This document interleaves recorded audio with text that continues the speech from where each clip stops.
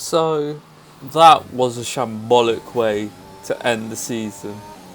May as well address the elephant in the room. That finale at Abu Dhabi was embarrassing. The best driver over the course of the season has won the World Championship. I'm not a Max Verstappen fan, nor am I a Lewis Hamilton fan.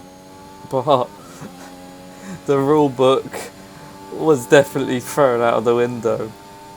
I could go on about why only certain drivers were allowed to unlap themselves and why it was so orientated and manufactured around the title battle, or why someone like Sainz or Tsunoda, they weren't allowed to have a potential shot at the win because they had back markers in between them. But that is not the title of the video. We are here to rate each driver's respective season. On screen is a mid-season tweet of the ratings, rankings I gave out then. Obviously 21 drivers were classified, but this is a 20 driver rating list. But if I did have to rank Robert Kubica, he would be in 20th ahead of this man, Nikita Mazepin. So no surprises that Nikita Mazepin takes bottom of the list. Whilst the Haas is an awful car to drive, his pace compared to his teammate has been terrible, to the extent that he's nearly finished a lap behind Mick Schumacher in some races. I mean, the only positive Mazepin can take from the season is that he's not cost the team much in damage repairs compared to Mick. In 19th we have Antonio Giovinazzi. I mean, he's had some great qualifying laps here and there, but his race results have left a lot to be desired. Quick driver in his day, but points are won on a Sunday, unless you're in a top three of a sprint race, which is on a Saturday. But the Alpha, never mind. In 18th is his teammate, Kimi Räikkönen. No room for sentimentality here. It's a very quiet and uneventful season for his last F1 season. It's not really stood out to me this year, bar his radio messages, but he always seemed to have the measure of Giovinazzi on a Sunday, highlighted by the fact he scored more points than him. And 17th is Nicholas Latifi. He had a strong end to the season, getting the battle of Russell every now and then, with him finally beating George in the traditional qualifying. You know, he's always been up against it with having Russell as his teammate, you know, but points finishes, you know, beating him in Hungary in a race, you know, with Albon as his teammate next season, maybe Latifi will have more of a chance to shine, but we'll have to wait and see. In 16th is Yuki Tsunoda. I had high hopes for Tsunoda at the start of the season. He impressed me in his rookie F2 season in 2020, coming third in the championship, but his time in F1, it's just not clicked for him. Bar the finale at Abu Dhabi, he's been consistently outperformed by Pierre Gasly all season, and ultimately Tsunoda has cost AlphaTauri 5th in the Constructors' Championship because he hasn't been able to get the best out of that car. Whilst he had a good race at Abu Dhabi coming 4th, you know, I hope that he can build on that and take that form and confidence into next season, because, you know, that AlphaTauri was a rocket over one lap. In race trim it seemed to struggle a bit more and some questionable strategy calls, but if Tsunoda could take that momentum from Abu Dhabi into next season, I'm sure AlphaTauri will give a good fist of it in the midfield if they have a competitive package. In 15th is Lance Stroll. Now, Stroll gets a lot of hate, and it's easy to understand why. I mean, his dad owns a team, so it, you know, a guaranteed way into Formula One for Lance, but I felt he has held his own against his 4-time world champion teammate in Sebastian Vettel. Stroll has had more point scoring finishes than Vettel, but only has a P6 as his best finish, whilst Vettel has a P2. I mean, the lack of development from Aston Martin didn't help their cause, but I feel Stroll has done well against Vettel, but he just won't get the same recognition because of his dad, let's face it. So moving on into 14th is Seb Vettel. Again, like Stroll, been driving an awful car all season, but what puts him ahead of Stroll is the fact he's had a podium finish in Baku, Hungary if you want to count that, before he got disqualified. He beat Stroll in the qualifying battle and he won the overtake trophy. But again, it's been a very quiet season for Seb, you know, from a 4-time world champion, and I guess the whole of the Aston Martin team are just looking forward to 2022 and the new regulations. In 13th, I've put Mick Schumacher there. Now, this was a very tricky one to rank. For starters, he's driving the worst car on the grid, where his main competition has been Mazepin, who's been hopeless this season. But he has overperformed that Haas. Yes, he has made mistakes and he's cost the team a lot in repairs, and Haas, you know, that's why Mazepin's there, because pay driver, bringing in a lot of money. You can tell their financial situation is probably a bit tighter than the rest of the grid, but he's made Q2 in a car that has had no right to be there on a couple of occasions, and his qualifying record against Mazepin or against a teammate is the second best on the grid. He's also shown a glimpse of his wheel-to-wheel combat against one of the front runners in Hungary, against Max Verstappen. Even though Verstappen probably had half a car that race, but he proved that he could hold his nerve, and next season I expect to see him make another step forward. Yes, he could have been ranked lower because he's in the Haas, but at the same time, I think he's impressed in his rookie season in Formula 1. In 12th, we have Daniel Ricciardo, the first race winner from this season on the list. But the reality is, I think we expected a lot more from his maiden season at McLaren. He did have that amazing victory at Monza, but he's just not felt at home with the car, whilst Norris has had the upper hand on his more experienced teammate. I mean, Ricciardo has shown glimpses here and there, and he did come on stronger in the second half of the season, even though the car wasn't as competitive as it was in the first half of the season. Though I suppose with the new regs in 2022, things may come back to Ricciardo with a closer race in. It should allow him, in theory, to demonstrate his late braking moves, and hopefully, you know, we see the old Danny Rick back, full of confidence next season, because he's a joy to watch, you know, when he's fully hooked up and in sync with the car. But yeah, not been a greatest 2021 season for him, and hopefully he has a better 2022. In 11th, I've put Sergio Perez. Now, Checo finally got a seat in a race-winning car, but it feels like he was still cursed by that Red Bull second seat curse. Albeit, he's probably the best teammate Red Bull have had for Verstappen since Ricciardo's departure. He won at Baku, and he was a solid number 2 in the end for Verstappen's fight for the world title, especially in the latter races of the season. His lowly rank is probably due to the fact that in the first half of the season I wasn't quite impressed with him to an extent, and he had poor qualifying performances which put him out of sync, / having to do more work on the Sunday, when ideally Red Bull want him qualifying in the top 4 every race, you know, to be challenging the 2 Mercs. And sometimes Perez would be 6th, or at times he wouldn't even make Q3, which, you know, makes it a bit awkward for Red Bull. They would find themselves 2-on-1, 2 Mercs versus Verstappen and Red Bull, and ultimately it cost him in the constructors, I feel. And Perez has a lot to work on for next year if he wants to retain that Red Bull seat for 23 and beyond. Cracking our top 10 now. First is Valtteri Bottas. The Finn was a mixed bag all season. He had decent qualifying performances, but his race performance weren't the greatest.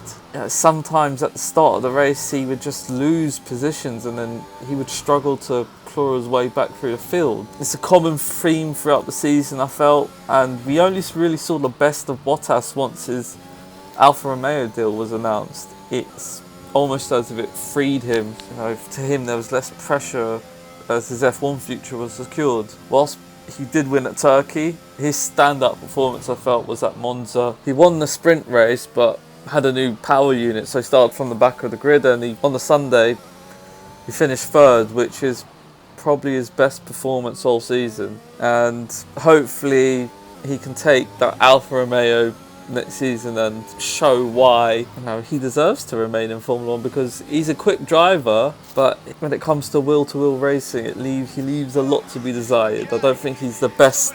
He's nowhere near the top drivers on the grid for that. In ninth is F1's latest first-time winner, Esteban Ocon.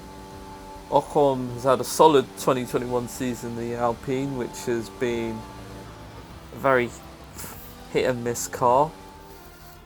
He's acquitted himself well, I feel, against his very successful and more senior teammate in Fernando Alonso, with the difference between the pair being very minimal.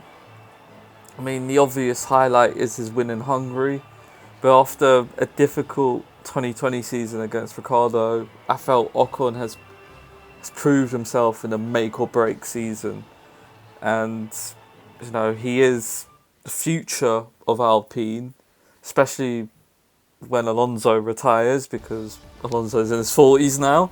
So learning from Alonso, he can become a team leader and take Alpine into the future, and he's probably hoping that he can also take the momentum from the final 4 races of 2021 into 2022. In 8th is Pierre Gasly. Now, Mr. Saturday is a nickname reserved to one driver on the grid, but was Pierre Gasly the Mr. Saturday of the 2021 season? His 1 lap pace in the AlphaTauri was nothing short of exceptional, with the finale at Abu Dhabi being the only time Yuki Tsunoda out-qualified him. He qualified in the top 16 times. He had a podium in Baku, and he had many 4th and 5th place finishes this season. Gasly established himself as one of the leading midfield drivers. Whilst the AlphaTauri still wasn't optimised in regards to race pace and questionable strategy decisions, there is no doubt that this has been theirs and Gasly's best season to date. In 7th is Fernando Alonso, a 2-time world champion who returned to the sport after 2 years away. Well, you get a shaky start, but from Baku onwards we saw the true Fernando Alonso, the smart, savvy, tough racer. Any questions about whether Alonso was past it or able to keep up were put to bed. His defence against Hamilton in Hungary that greatly aided his teammates' victory that day was something that only Alonso could provide, I feel. His consistency ultimately led him also to return to the podium in Qatar after 7 long years. And if Alpine provide Alonso with a fast car next season, we may see El Plan come to fruition. In 6th is George Russell. Now, Russell has the reputation of Mr. Saturday. He would always outperform the Williams by qualifying it in positions no one expected. But could he do it when it mattered? Well, in 2021, he proved he could. Like Gasly, Russell's 1 lap pace was incredible, dragging that Williams into Q3 on a few times this season, with the highlight being a P2 start at the Belgian Grand Prix. He scored his first podium that race, seeing a controversial rain-affected Belgian Grand Prix, and he had scored his first points for Williams the race before in Hungary. Towards the end of the season, Russell did fade away, but the reality is he made that Williams look like a Q3 worthy car at times, whilst Latifi was Q2 at best. And because of his performances, he's been rightfully rewarded with a drive at Mercedes next season. In 5th is Charles Leclerc, one of the few, well, there's quite a few of them, generational talents on the grid. Leclerc was brilliant once again this season, as we've come to expect from him, finishing in the top 5 in the majority of races this season, extracting the maximum and some more from the Ferrari. Leclerc can be disappointed to have only finished on the podium once. Whilst there have been flashes of brilliance, such as the pole at Monaco, there's also been the mistakes to follow, shown in that same Monaco qualifying where he crashed and sustained damage to the car that meant he couldn't start his home race on pole. Whilst Sainz managed to close the gap on his teammate in the second half of the season, there is no doubt that Leclerc's raw speed could potentially give him the edge on his teammate for next year. And if Ferrari build the car, there is without a question of a doubt that Charles Leclerc will be competing for world championships and race wins. In fourth, we have Lando Norris. It's been a stellar year for Norris. Been thoroughly impressed by him. 4 podiums, 3 coming in the first half of the season. A maiden pole at Sochi. And whilst he was very unfortunate not to win that same race too, he has impressed me. Whilst his results in the second half of the season tailed off, his performance didn't, but due to the McLaren not being as competitive as it was in the first half of the season, he also had some bad luck as well. You know, Norris has shown how comfortable he is in that McLaren team by regularly getting the better of Ricciardo, but he's also showed a consistency that will hold him well for the future. Whilst he didn't have the ending that he wanted to the season, he lost 5th spot in the Drivers' Championship. There's no doubt that he will be fighting for wins and titles if the package is right in the future. This is a driver that I had number 1 in a mid-season report because I was thoroughly impressed by him, and just because of the cars, well, other cars got better, you know, mainly the Ferrari, you know, that's why he's 4th on this list instead of the top 3. Speaking of the top 3, which is Carlos Sainz. Now, the smooth operator was the best of the rest of the grid this season. He secured 5th in the driver's standings on the final race of the season with a podium after starting the race 7th in the standings. He scored points at 21 out of 23 of the races this season, including 4 podiums, and he is still on a 15-point scoring streak. The reality is that Sainz had the most point scoring finishes out of anyone on the grid this season, highlighting his ultra consistent nature, and to finish ahead of Leclerc in his first full season at Ferrari is a testament to Sainz's abilities, because Leclerc's not an easy driver to beat, but it's also why I feel Sainz is probably the most underrated driver on the grid too, and a future world champion if Ferrari get the package right. At number 2 we have Lewis Hamilton. Statistically speaking, he is the GOAT, and unfortunate not to be an 8-time world champion given what transpired at Abu Dhabi. Whilst he made more mistakes than we're used to seeing from a driver of his calibre, Imola and Baku spring to mind, there is without a doubt we saw Hamilton prove he is the GOAT this season as well, producing stunning drives at Bahrain and Spain, but it's that weekend at Brazil that's the standout for me. At a track that was supposed to favour Red Bull, he put it on pole for the sprint race before a DRS infringement disqualified him and forced him to the back for Saturday's sprint.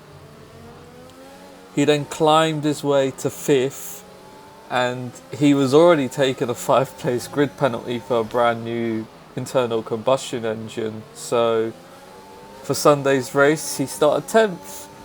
And he cut his way through the pack, and he set up a beautiful move on Verstappen, and he powered his way to a famous victory, and it's probably the best ever weekend I've seen Hamilton have. Whilst the manner of how he lost the title in Abu Dhabi will sting, there is no doubt that this will be a driver who will be heavily motivated to ensure that he statistically becomes the all-time GOAT with an 8th world championship next year.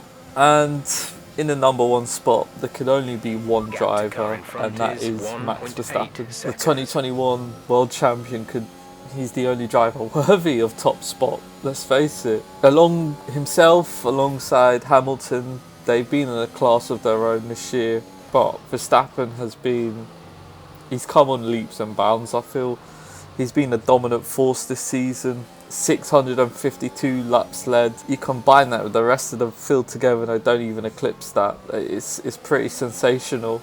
18 podium finishes, 10 poles, 10 wins. He was probably unfortunate that he hadn't secured the title before the finale at Abu Dhabi. Whilst there have been occasions where I feel he's gone too far, gone over the edge with his driving, which does make him unraceable over the course of the season, you can't argue that he isn't worthy. Whilst how the circumstances came about in Abu Dhabi were farcical in how it was manufactured, that's a shame because he doesn't deserve for his title triumph to be remembered like it had been manufactured out of the WWE playbook. The bottom line is he went toe to toe with Hamilton and Mercedes and he won, and not many drivers can say they've done that, but Max Verstappen can, and he is a worthy world champion for this season. That is my season's ratings for the drivers, rankings, whatever. Let me know what you think. Like, comment, subscribe if you want. And until next time, peace.